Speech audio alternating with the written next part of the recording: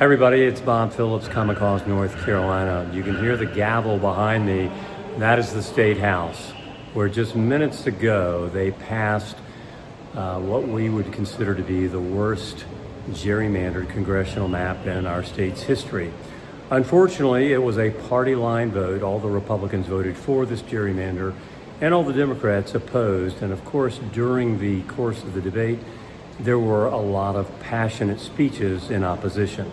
This debate will be framed in a lot of different ways about maps, numbers, and lines on a page.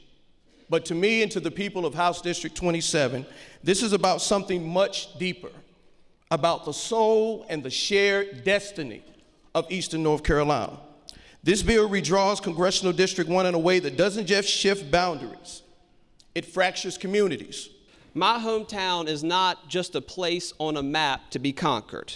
It is a community that is home to good people that must deal with the divisions drawn by power-hungry politicians who attempt to tell us who our voice in Washington is going to be. The map denies people, particularly African Americans and Native Americans, of their right to fair elections.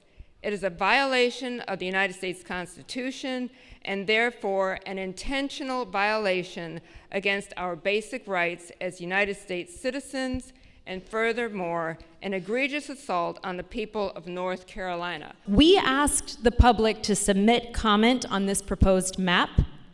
They answered the call. As of 10:30 this morning, we had received 12,280 comments. I have them printed right here.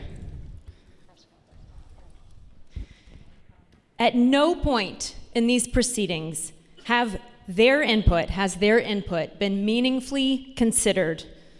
And I believe this calls into question the integrity of the House and these proceedings. And just before the vote was taken, there were a lot of people in the galleries who also registered their opposition. Not racist acts! We demand diversity!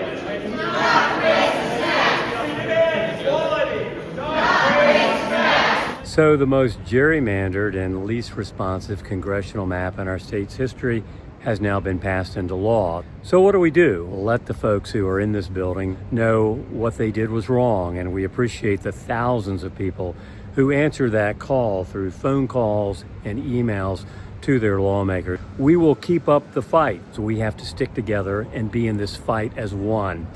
Again, as I always do, I invite you to go to our website, Common Cause NC, find out how you can join us and get involved.